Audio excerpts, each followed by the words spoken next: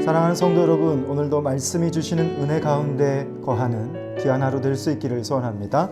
오늘 말씀은 역대하 29장 20절에서 36절의 말씀인데요. 성전 정화를 히스기야 왕을 통해서 시작합니다. 그리고 그 성전의 거룩함이 회복되기 시작하죠. 그리고 성전의 예배도 회복됩니다. 히스기야는 그 온 백성들, 회중들과 더불어서 무너졌던 모든 것, 특별히 하나님을 향했던 그 모든 것들이 하나하나 정돈되게 하고 있는데요. 먼저 제사를 드립니다. 이 제사를 드릴 때에 레위인들은 그들이 해야 할 일을 하고 백성들은 또 제물을 드려야 할 그 일들을 감당하고 있는데, 이 모든 것들이 결국은 하나님의 섭리 안에서 이루어지게 됩니다. 하나님이 세우신 규례, 그리고 그 모든 절차를 통해서 진행되게 되는데, 오늘 이 말씀에 기록된 대로 우리가 한번 읽어보고 말씀의 그 의미를 생각해 보도록 하겠습니다.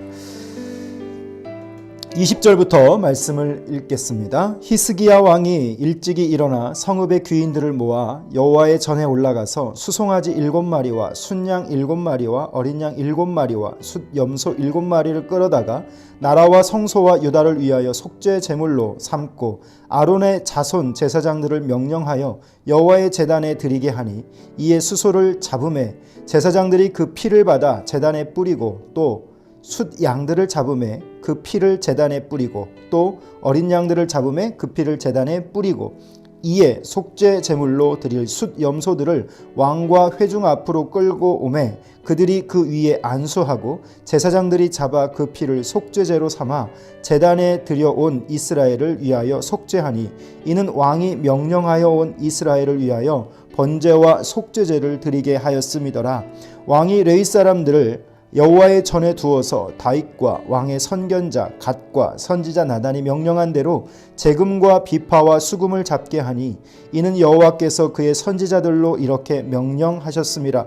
레위 사람은 다윗의 악기를 잡고 제사장은 나팔을 잡고 섬에 히스기야가 명령하여 번제를 제단에 드릴새 번제 드리기를 시작하는 동시에 여호와의 시로 노래하고 나팔을 불며 이스라엘 왕 다윗의 악기를 올리고, 온 회중이 경배하며 노래하는 자들은 노래하고 나팔 부는 자들은 나팔을 불어 번제를 마치기까지 이르니라. 제사를 드리기를 마침에 왕과 그와 함께 있는 자들이 다 엎드려 경배하니라. 히스기야 왕이 귀인들과 더불어 레위 사람을 명령하여 다윗과 선견자 아삽의 시로 여호와를 찬송하게 하매 그들이 즐거움으로 찬송하고 몸을 굽혀 예배하니라. 이에 히스기야가 말하여 이르되, 너희가 이제 스스로 몸을 깨끗하게 하여 여호와께 드렸으니 마땅히 나와 제물과 감사 제물을 여호와의 전으로 가져오라 하니, 회중이 제물과 감사 제물을 가져오되 무릇 마음에 원하는 자는 또한 번제물도 가져오니, 회중이 가져온 번제물의 수요는 수소가 70마리요 순양이 100마리요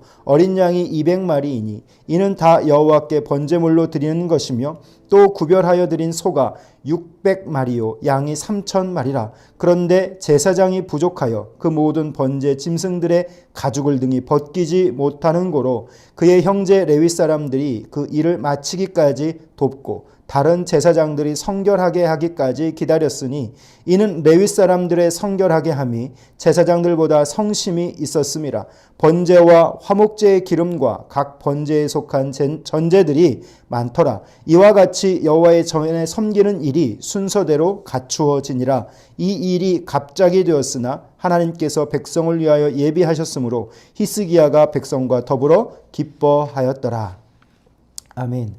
성전 정화 작업 후에 히스기야는 온 회중과 더불어서 하나님이 원하시는 예배를 드리게 됩니다. 하나님이 정한 이 기본의 제사는 우리가 잘 알다시피 번제, 소제, 화목제, 속죄제, 속건제가 있는데, 오늘 본문에 나오는 제사 중에 번제 그리고 속죄, 헌신, 이 순종의 목적으로 이 제사를 드리는 것을 보게 되는데요. 먼저 이 번제와 속죄제의 회복이 어떤 의미인지를 한번 짚어보겠습니다. 히스기야가 언약을 했었죠. 이 언약의 의미는 아마도 성전의 속죄 그리고 속죄 제사의 회복을 다짐하는 언약의 내용이었을지도 모르겠습니다. 히스기야는요, 앞장서서 나라와 성소와 유다 모든 제사를 드리게 되죠. 그런데 번제와 속죄제를 특별히 구별하여서 드립니다. 거룩한 예배 그리고 성결한 예배 회복이 하나님과 관계 속에 있는데 그 앞서 가장 먼저 해야 할 것은 하나님과 우리의 관계가 먼저 청산이 되어야 하는 것이죠. 다시 말하면 관계 회복이 중요했기 때문입니다. 이것이 하나님과의 가장 큰 첫 단추를 꿰는 작업인 것이죠. 하나님께 우리의 필요를 구하기 전에 우리는 하나님 앞에서 어떤 존재가 되어야 할 줄 믿습니다. 하나님이 원하시는 수준에 되어섰을 때 그들이 드리는 예배가 하나님이 받으실 만한 예배가 되겠죠. 오늘 이러한 작업을 통해서 번제를 드리고 속죄제를 드림으로 이스라엘은 이제 그 이전에 있었던 모든 죄악을 청산하고 회개로 하나님 앞에 돌아오게 됩니다. 그리고 오늘 그 예배 가운데 참여하는 백성들의 모습이 기록되어 있죠. 이 백성들의 모습을 한마디로 정리하면 자발적인 참여입니다. 강압해서 율법으로 억압을 해서 그들이 하나님 앞에 온 것이 아니라 온 회중이 하나님을 찬양하고 예물을 드리는데 즐거이 참여했다라고 하는 것입니다. 번제와 함께 찬양과 시와 악기와 또 온 백성이 각자의 자리에서 그들이 해야 할 책무를 온전하게 감당하면서 오늘 그들은 하나님 앞에 예배를 자발적으로 드린다라고 하는 것이 오늘 묵상의 포인트가 아닐까 싶은데요. 백성들은요, 오늘 자발적으로 그들이 하나님 앞에 나오면서 어떤 방식으로 나오는가? 엄청난 양의 제물들을 가지고 나옵니다.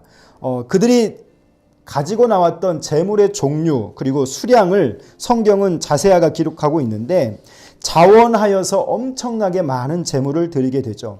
사랑하는 성도 여러분, 신앙이 강력할 때는 내가 율법이나 어떤 누구의 가르침을 통해서 그것에 헌신하는 것이 아니라 하나님이 내게 마음을 주시고 그 주신 마음을 가지고 내가 자발적으로 나아가게 될 때 그때 역사가 일어나는 것 같습니다. 우리의 묵상의 작업도 저는 우리 성도들이 여러분의 삶의 자리에서 자발적으로 하나님의 말씀으로 나아가는 그런 시간들이 되었으면 좋겠습니다. 신앙은 자발적이 될 때 열매가 맺어지는 것이죠. 내가 억지로 이 말씀에 얽매여서 하다 보면 부자연스럽고 오히려 그것이 우리 가운데 속박이 되어지는 거죠.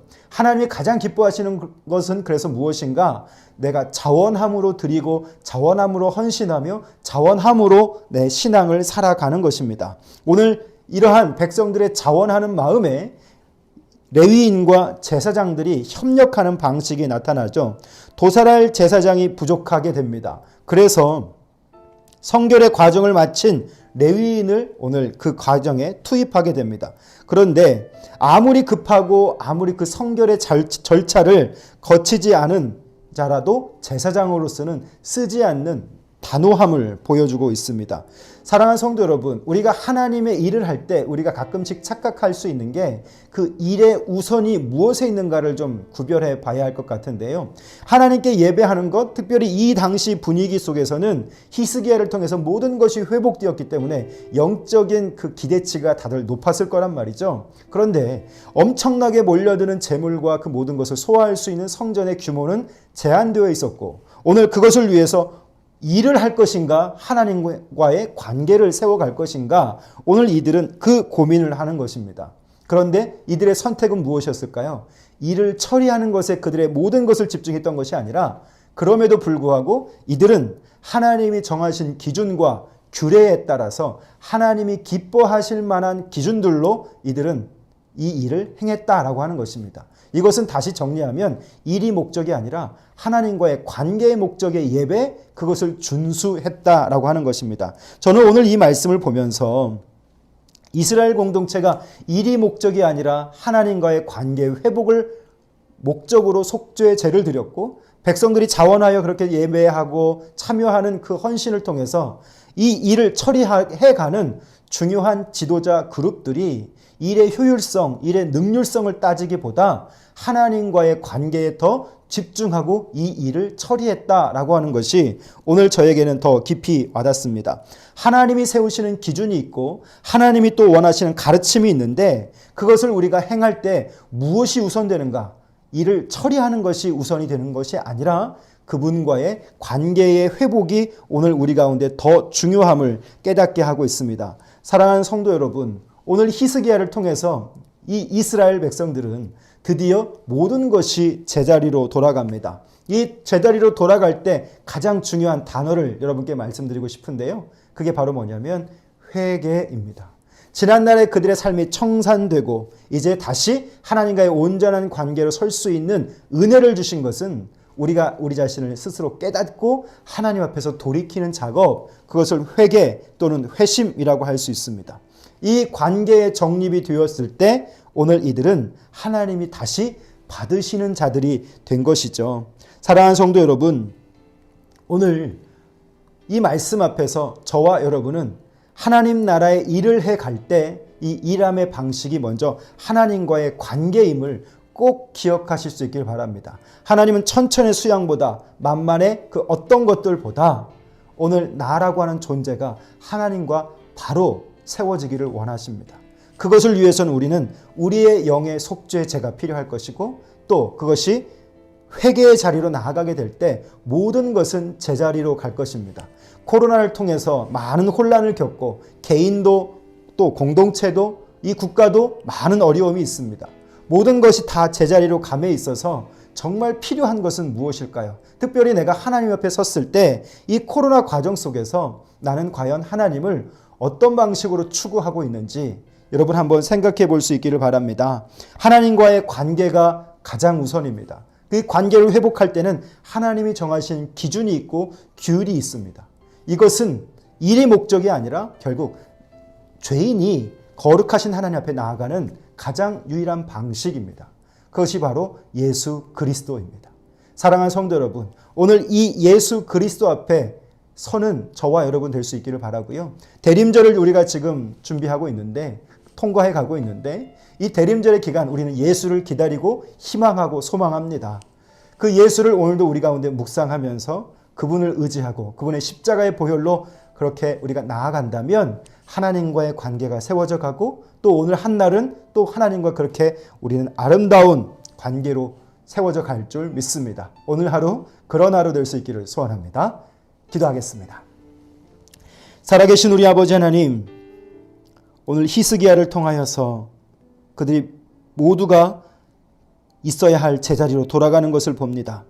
백성들도 제사장도 성전의 기둥도 모든 것이 다 회복되고 이제 하나님과의 관계가 회복되는 모습을 바라보면서 우리는 회복되어야 할 것이 무엇인지 생각하게 해주시고 오늘 그것을 위해서 내가 주님 앞에 어떤 내 영의 속죄제를 드려야 할지 생각하는 이 시간이 될 수 있기를 원합니다. 회개는 모든 것을 제자리로 돌이키는 은혜가 있는 줄 믿사오니 우리의 신앙의 관계가 다시 하나님 앞에서 정돈되게 하시고 우리의 신앙적 가치도 하나님 앞에서 다시 회심하게 해주셔서 그 회개로 돌아온 우리가 우리의 예배가 제사가 회복되게 하시고 우리의 예배가 회복되게 하시고 또 하나님과의 관계가 회복될 수 있도록 도와주시옵소서. 하나님, 우리가 교회 안에서 일을 처리하는 그 기능을 추구하는 자들 되지 않게 하시고 이 공동체 안에서 일이 목적이 아니라 하나님과의 관계를 세우는 자들 될 수 있기를 원합니다. 비록 그 일이 비효율적이어도 비능률적이어도 하나님과의 관계를 위한 공동체, 하나님과의 관계를 위한 회복을 위한 내 영성이 될 수 있도록 오늘 하루도 인도해 주십시오. 예수님 이름으로 기도합니다. 아멘. 사랑하는 성도 여러분, 대림절의 기간 예수 그리스도를 깊이 묵상하면서 그분을 기다리는 귀한 한 날 될 수 있기를 주님의 이름으로 축복합니다. 감사합니다.